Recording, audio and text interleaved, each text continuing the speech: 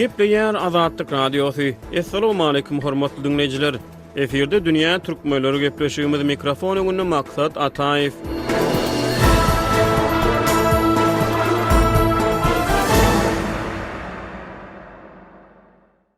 2001-nji ýylyň 11-nji sentýabry ýakyn dünýä taryhynyň iň gany sahypalarynyň biri boldy. 20 ýyl mundan ozal 11-nji sentýabrda alınıp gaçylan uçurlar bilen ABŞ-nyň New York şäherine ýerleşýän bütün dünýä sowda merkezine, ABŞ-nyň Gorunmak Ministrliginiň Washington'a ýerleşýän baş binasyna, Pentagona malaşylan hüjümler 3000 ogloy jan aldy. Alınıp gaçylan 4-nji uçur Pensilvaniya ştatyna ýykyldy. Bu helakçylykda 44 adam öldü. Terror hüjümleri dünýäni sarsdyrdy. Hüjümleriň jogapkärçiligini Al-Qaida terror toporu öýe üstüne aldy. 19 terrorçy ABŞ-nyň howa giňişligine 4 uçur alyp gaçyp ganly terror aktlaryny amala aşyrdy. 20 ýyl mundan ozal 11-nji sentýabrda nämeler boldy?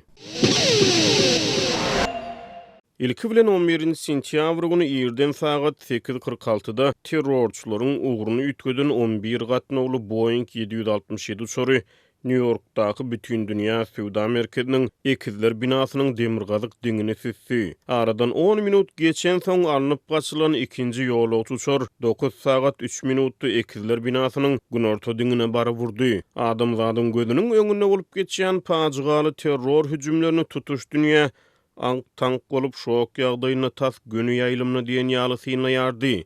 Halkara habar kanallary ýyly-ýyly gysgaly habar hökmüni paçygaly wakany dünýä ýylatyna habar berýärdi. Ekizler binasy adamzadyň gözüniň öňünde sähel sekundyň içinde ýeri bilen ýegsan boldy. Ýykgynçylyk 3000 ogloy jan aldy. Gahar gazap, alжyraňlyk, anka tankalyk, gynanç, ahmar gussy New York'un köçelerini lerdana getirýärdi. Ýumrulan diňleriň heniz tolany dolu ýatışmanka American Airlines howa ýolları kompaniýasynyň alınıp gaçylan 93 gatnaly Boeing 757 ýolagçy uçury ABŞ-nyň Gorunmak Ministrliginiň baş binasyna, Pentagona baryp wurdy.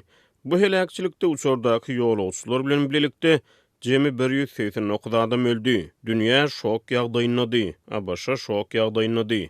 Üçüncü hüjümden heniz kän wagt geçmänkä alınıp gaçylan 4-nji uçur ýerden 10 sagat 3 minutda ABŞ-nyň Pensilvaniya ştatyna ýykyldy. Bu helakçylykda 44 adam öldü. Howa gemisiniň ekipajy we ýolagçylar uçuryň gödäwçiligini terrorçylardan ýygyň almagy finanşanlaryna bu uçur ýykylypdyr. Şeýlelikde 2001-nji ýylyň 11-nji sentýabry dünýäniň ýakyn taryhyna iň gany seneleriň biri hökmüne girdi.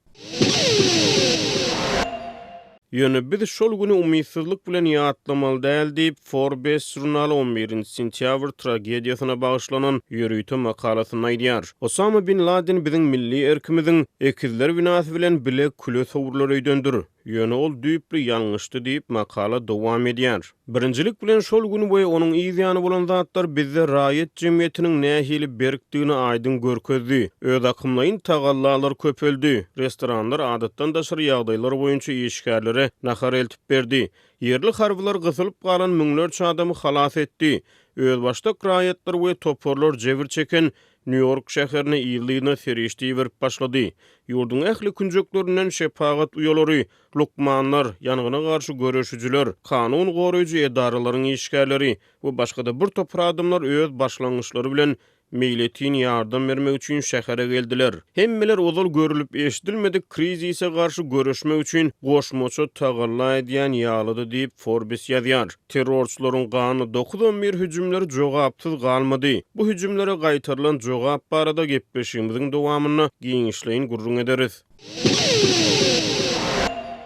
Gepleýär Azatlyk Radiosu. Biz programmamyzy dowam etdirýäris. Aslynda analitikleri görä 11-nji sentýabr dünýä tertibiniň üýtgän güni hökmüne taryha geçdi. 11-nji sentýabr dünýäniň syýasy giňişligine öwrüm nokady boldy. ABŞ-da amala aşyrylan 11-nji sentýabr terror hüjümleri gysgaldyryp aýdylanyna 9-11 wakalary hökmüne ýatda galdy. Geň tötenlik 911 Birleşen Ştatlarda adatdan daşary gysgaly ýagdaýlar üçin jaňa edilip kömek sorulýan telefon belgisidir. 911 terror hüjümleri globallaşan dünýäde terroryň ýykgynçylygyň transmilli häsiýeti eýe bolandygynyň aýdyň misaly boldy. Ganly hüjümleriň ýa-ni Birleşen Ştatlaryň ýol başlygyna dünýäde terrorçuluğa garşy global uruş elan edildi. Munyň bilen dünýä siýasaty terrora garşy global uruş adalgasy bilen tanyşdy. Al-Qaida terror toporunyň ýol başçysy Osama bin Laden 9-11 hüjümlerini toporuň öz üstüne alýanlygyny açaçan mälim eden soň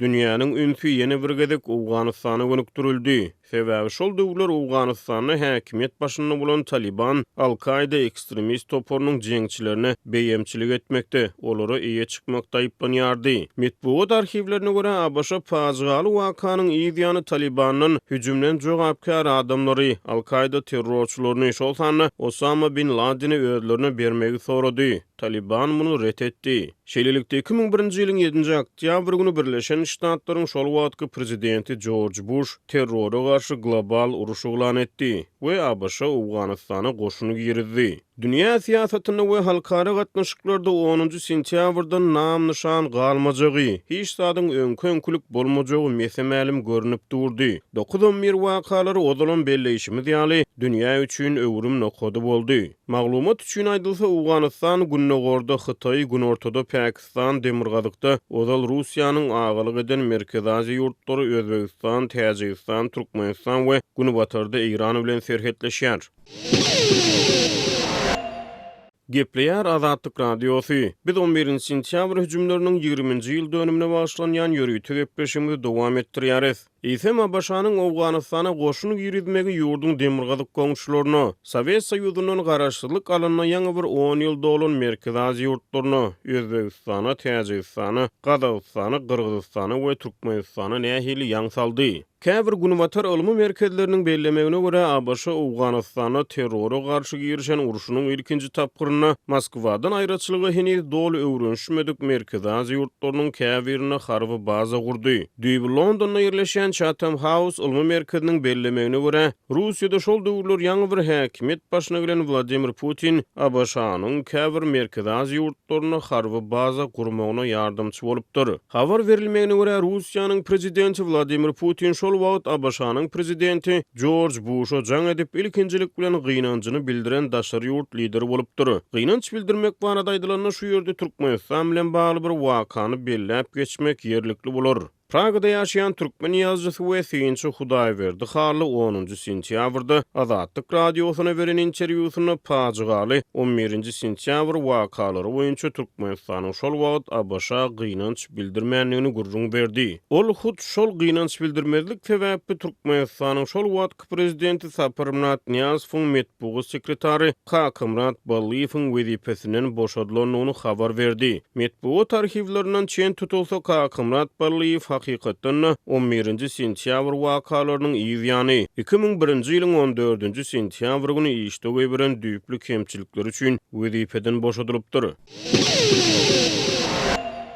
Gepleýär Azatlyk Radiosu. Biz programmamyzy dowam etdirýäris. ABC-nyň Awganystana goşuny ýürütmeginiň Merkez Aziýadaky ýaňy bilen bagly gurrunyň dowamyny ABC-nyň Dowlet Departamentiniň Merkez Aziýa we Kawkaz ýurtlary boýunça bölüminiň şol wagtky direktory Richard E. Hoaglanddan dinläliň. ABC-nyň Täjikistanaky we Gazagystanaky öňki ilçisi Richard Hoaglandyň Eurasia.org neşrine çap eden ýatlamasyna görä 2001-nji ýylyň oktýabr aýynyň başlarynda Amerikan wekiliýeti Özbegistanyň bir harby howa bazasyny ulanmak bilen bagly gepleşik geçirmek üçin Daşkentde sapar edýär. ABC goşuny bu harby bazany Awganystanaky Al-Qaida jeňçilerine hüjüm taýýarlyklarynyň çägine ulanmak isleýär. Adaty şertlerde şeýle gepleşikler bir näçe aýlap dowam edip bilýär. Ýöne bizde onça aý ýokdy. Özbek tarapy sag bolsun bu işin gysgalydygyny ikrar etdi. Aslynda biz muny o döwür bilmeýärdik. Ýöne soň eşitip otursak Rus prezidenti Vladimir Putin Özbek prezidenti İslam Karimow Amerikanlara jaý bermegi tapşyran ekeni. Sebäbi muny şeýle etmeklik Daşkentdiň Moskwanyň bähbidinedi diýip öňki ilçi atlaýar. Amerikan we Özbek wekiliýetleri howa bazasy boýunça ulalaşygyň tekstini taýýarlamak üçin 36 sagat sarf edýär. Ilçiniň ýatlamasyna görä ABC-nyň Al-Qaida hüjüm etmegi bu ulalaşyga gol çekilmeginden bary ýogy bir näçe sagat soňra başlaýar. Şeýle-de ilçiniň ýatlamalarına görä Abaşa goşuny Kırgyzstanyň paýtagty Bişkegiň Manas halkary howa menziliniň golaýyna ýerleşýän howa bazasyny ulanmak boýunça Kırgyz häkimetleri bilen münalaşýar. Abaşanyň harby bazalary boýunça köpçüligi el ýeterli online maglumatlary görä Abaşanyň Kırgyzstanaky öňkü Manas harby bazasy 2001-nji ýylyň gyşyny ören Gysga watyň içine gurulyp ulanylmaga berilýär. Öňkü ilçiniň ýatlamalaryna görä Abaşa ilk başda harby howa bazasy boýunça Täjikistana da haýyş bilen ýüz tutýar. Ýöne soňra Abaşanyň Gorunmak ministrligi bu harby bazadan el çekýär. Muňa garamazdan öňkü ilçiniň ýatlamalaryna görä Abaşa goşuny öz töwüş uçurlaryna ýanygyç guýmak üçin Täjikistana düşlemäge ruhsat alýar. Türkmenistan hem ýanygyç guýmak üçin düşlemäge ruhsat berdi. Ýöne hemişelik bir tarap Aşgabat Abaşa harbylary kän bir göze ilmez ýaly öz şäherine olaryň harby uniforma däldi. Raýy teşikde gezmegini tutan ýerlilik bilen aýtdy diýip ilçi atlaýar. Galyberse de Merkez Aziýa ýurtlarynyň Gazawstan eger de Abaşa harby çorlary haýsydyr bir sebäp bilen Manasa gonyp bilmese, olara öz şäherine gonmaga ruhsat berýär. Bularyň ählisi Abaşanyň Merkez Aziýa bilen arada gatnaşyklarynyň düýbünden täze derejesidi diýip ilçi terrora garşy global uruşyň ýyry kitapgyryna Abaşanyň Merkez Aziýa ýurtlary bilen ulalaşan harby şertnamalaryny ýatlaýar. 1991-nji ýylda Sowet Soýuzynyň dargap olar garaşylmadyk ýagdaýda garaşsyzlyk alan soň Abaşa bu täze ýurtlar barada az bilýärdi. Bu ýurtlaryň özleri hem özleriniň nähili ýurt boljakdyklary ýa-da bolmalydyklary barada öz rollaryny nähili ýerine ýetirmeldikleri barada kän bir bilip baranokdy diýip öňkü ilçi atlaýar. Ýöne biziň Sewit bilen aradaky täze harby ulalaşyklarymyz bize täze raýat ulalaşyklarynyň hem zerurdugyny aňladýardy diýip ol belleýär. Öňkü ilçi Abaşanyň götürülen adam hukuklary, metbuat azatlygy, köp partiýaly demokratiýaly gymmatlyklarynyň Sewit ýurtlaryna goldaw tapmanlygyny belleýär. Abaşa 2001-nji ýylyň oktýabryna Awganystana goşuny ýürüzip häkimet başyndaky Talibany Gysga watyň içine häkimetden aýyrýar. Ýöne 91 hüjümleriniň planlaýjysy bolan Osama Bin Laden'i tapmak biraz wagt alýar. Ahir soňy 10 ýyl soň 2011-nji ýylyň maýynda Bin Laden Pakistanyny Abaşa harbylary tarapyndan ele salynyp öldürilýär. Bin Laden'iň öldürilmegi BMG, NATO, Ýewropa Birleşigi we başga-da bir topar ýyry hökümetler tarapyndan makullandy. Terrora garşy global uruşa girişilmeginiň ýyzyny Abaşa 2003-nji ýylda ýakyn günnäger ýurdu bolan Iraga goşun saldy. Iragyň şol wagtky prezidenti Saddam Hüseyin ýadro ýaraglaryna bolmakda guman edildi. Abaşa Irakdan 2011-nji ýylda ýyza çekildi. Ýöne belli bir harby kontingenti ýyza goýdy. Awganystanda uruş 20 ýyl dowam etdi. Geçen döwrüň dowamyna Abaşa George Bush, Barack Obama, Donald Trump we Joe Biden ýolbaşçylyk etdi. Awganystana Talibandan soň ilki Hamid Karzai, soňra Ashraf Ghani ýolbaşçylyk etdi. Awgan halky zenan hukuklary, demokratik gymmatlyklar, saýlaw geçirmek, söz azatlygy, metbuat azatlygy ýaly gymmatlyklary bilen tanyşdy. Ýöne Abaşanyň öňkü prezidenti Donald Trump döwründe 2018-nji ýylyň fevralyna Abaşa Taliban bilen Doha şertnamasyna gol çekip Awganystanyň çekilmek kararyny elan etdi. Doha şertnamasy 20 ýyl uruşdan ejir çeken ýurtda saýlawlar bilen häkimet başyna geçen Gunwatar goldugly hökümet bilen Talibanyň Awganara parahatçylyk gepleşikleri geçirmegine ýol açdy. Ýöne bu gepleşikler netije bermedi. Abaşa prezidenti Joe Biden 2021-nji ýylyň aprelinde Abaşanyň Awganystanyň dolu goşun çekýändigini elan etdi. Abaşa goşun çekmek işlerini 2021-nji ýylyň 31-nji awgustyna tamamlady. Ýöne onuň öň ýany 20 ýyl ozal häkimetden agdarylan Taliban 15-nji awgustda ýyldyrym çaldygyna Kabulda täzeden häkimeti ele geçirdi. Taliban rejiminiň berk çäklendiriji dolandyrşyndan gorkan Awgan halky müňläp ýurdu terk etdi. Şeýle-de işten çetledilen Gunwatar goldugly prezident Ashraf Ghani öz sözlerine görä gan döküşikligini öňüne almak üçin ýurdu terk etdi. Abaşa uruş döwründe öz harbylaryna ýardam beren Awganystany terjümeçileri we beýlekleri mümkin boldugundan ýurtdan evakuasiýa etdi. Kabul aeroportuna ýurdu terk edip barýan Abaşa harby çorlarynyň ganatyna dyrmaşyp ýurtdan çykmakçy bolan bir näçe Awganystanlynyň paçygaly ölüm bilen ýatdy galan goşun çekmek işleri Sewit'in geljegi boýunça käbir soraglary öz ýany bilen getirdi. Her näme-de bolsa, ýaňy bir garaşsyzlyk alan Merkez Aziýadaky post-Sowet ýurtlarynyň günortalykymyna 20 ýyl bäri Abaşa ýaly iri dünýä güýjüniň harby goşuny bardy. Hormatly dinleýijiler, dünýä türkmenläriniň bu sany hem tamam boldy. Ýene-de efir torkunlaryna duşuşýança hoş tag boluň.